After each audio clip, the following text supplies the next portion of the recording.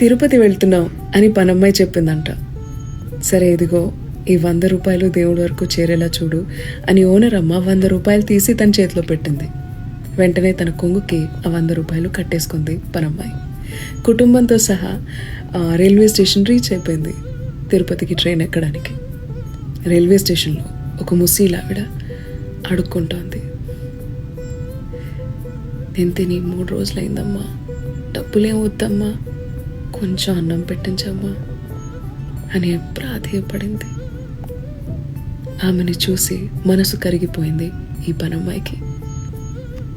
Owner అమ్మకి ఎలాగో తెలియదులే అని అనుకుంటూనే తన కొంగులో ఉన్న 100 రూపాయలు తీసి ప్లేట్ మీల్స్ కొని ముసలామ్మకి పెట్టేసింది. ట్రైన్ ఎక్కేసింది.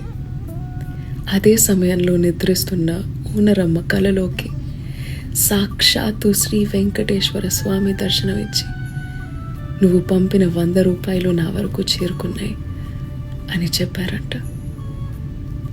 తక్కని నిద్రలోంచి లేచి ఇంకా అది తిరుపతి చేరుకుని ఉండదే అని వెంటనే పనమ్మాయికి కాల్ చేసింది. పనమ్మాయి జరిగిందంతా చెప్పింది.